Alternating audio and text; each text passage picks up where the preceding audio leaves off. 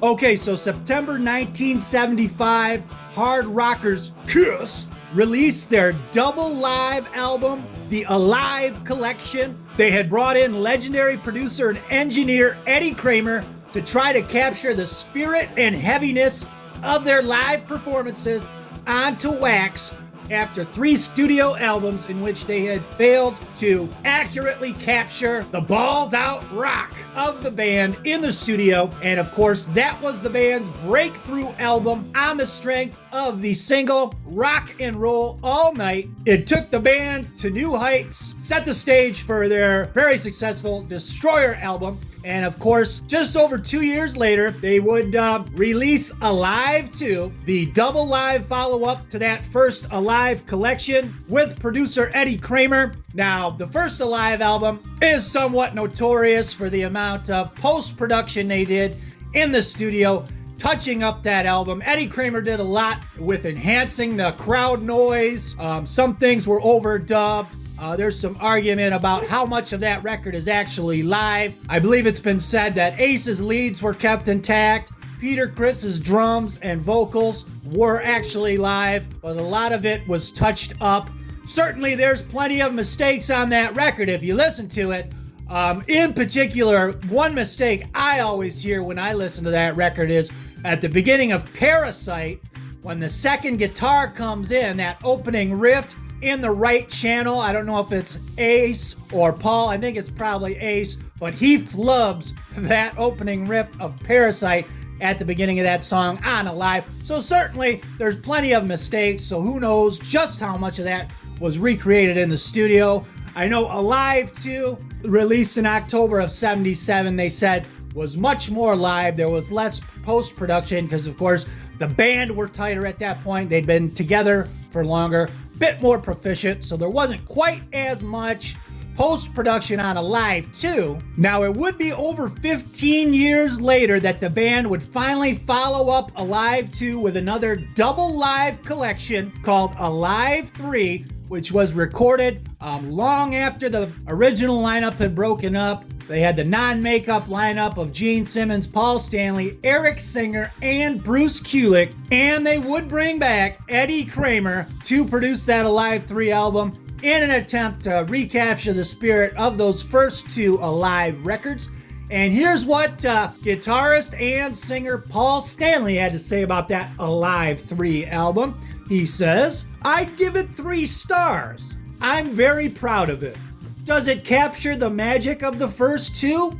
Gee, I don't think Godfather 3 does, but if you saw Godfather 3, you'd say it's a good film. Sofia Coppola's performance notwithstanding." Paul Stanley didn't say that, I added that. "I think the songs were played very, very well. I think the performance is great, and I think the spirit on that album is fabulous." And here's what bassist Gene Simmons had to say about that Alive 3 record. "There's better musicianship, we're singing better, and the songs have a better feel. But there's no denying that rock and roll is this kind of primitive music that often is loved more for its primitiveness, not for how well the songs are played. I like Alive 3, but I know it doesn't have that kind of primitive innocence that Alive has." So Gene Simmons acknowledging that maybe that lineup of KISS, that non-makeup lineup with Bruce and Eric, were probably a bit tighter, a bit more proficient, but they lacked that loose kind of a rock and roll vibe that the original lineup had. You know, something that maybe the Stones had that the Beatles didn't have, is a quote that Gene Simmons has said in the past. Here's what KISS's drummer Eric Singer at the time had to say about that Alive 3. He said, "Alive is always going to be the album by which all KISS records will be judged. That record stands on its own. You can't top it. Looking back on Alive 3, some of it's cool, some of it I don't like." So Eric Singer has some mixed emotions about that Alive 3 record. He goes on to say this: "They tried to do everything like they did the 2 prior live albums, working with Eddie Kramer.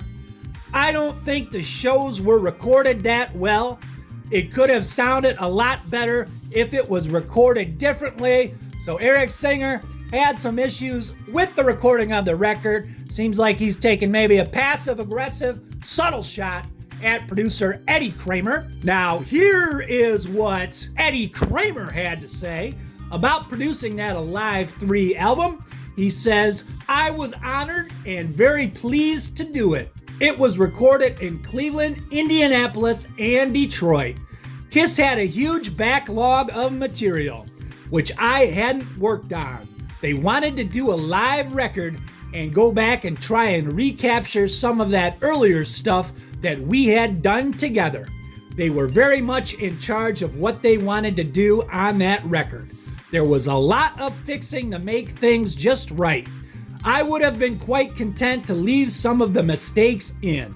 I would have preferred to have been left alone to do my thing, fix up a couple of notes here and there, and let me mix it instead of trying to make it something that it wasn't designed to be.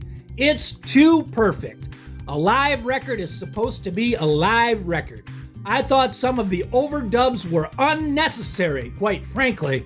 It's a decent record." So now Eddie Kramer is saying that it was Gene Simmons and Paul Stanley who were the ones behind all of the post-production and the overdubs on that Alive 3 record to polish it up, that it was Kramer who wanted to keep it a more raw-sounding, a more live-sounding record. So maybe Eric Singer giving Eddie Kramer a bit of a bad rap, whereas maybe he did what he could do, going up against Gene and Paul, who were in complete control at the time. We're trying to make a polished sounding record that didn't necessarily capture the spirit of a true live performance. Now here's what KISS guitarist Bruce Kulick had to say about producer Eddie Kramer. "I love Eddie Kramer, but," of course there's always going to be a but in there, "I gotta admit there were a lot of problems with the audience track, and there were problems with how he recorded certain things." Again, Paul and Gene were pretty critical about the live tracks.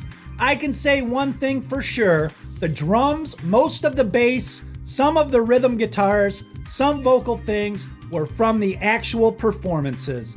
And then a lot of the stuff was just created in the studio. I was along for the ride, and I was not gonna make a stink of it. Not with Eddie Kramer either. Eddie is a good friend of theirs and a very well-respected guy. I wasn't gonna say, "What, are you nuts?" They wanted to make it right. I gotta admit, anything that I redid, I did it in one take as if I were doing it live. When it came to me, I tried to do as little as possible without fighting them. I knew that Paul had to do some of the raps again because they weren't down right. He obviously did some vocals again. You can tell that.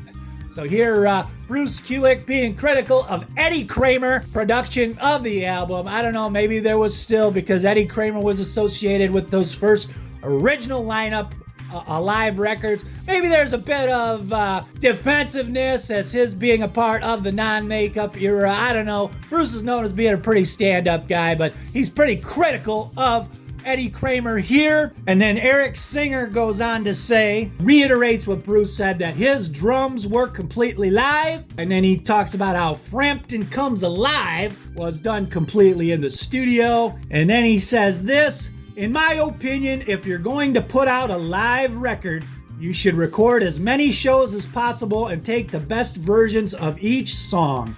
Let them have mistakes on it. I have some bootlegs of KISS shows in '92 when we first went out on the club tour, and they sound better than Alive 3. I like how the bootlegs sound. I think they sound raw, and it's the real deal." And I have to agree with Eric Singer. I think that's one of the problems with live music today.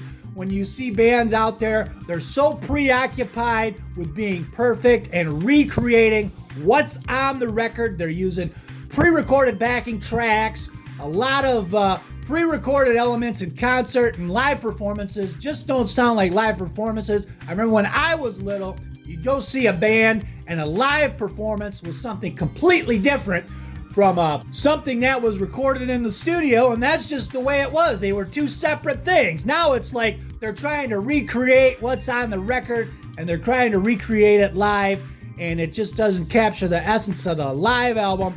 And personally, I don't mind mistakes on live albums, and you know the singer's not always going to hit the notes, but that's the spirit of live music. But what do you guys think? How do you feel about Bruce Kulick slamming Eddie Kramer here? Eric Singer being a little critical. Is it sour grapes because Kramer was so synonymous with that original lineup? Or maybe are they just telling it like it is, like Howard Cosell? Hope you dug the video. We'll see you next time. Who's here?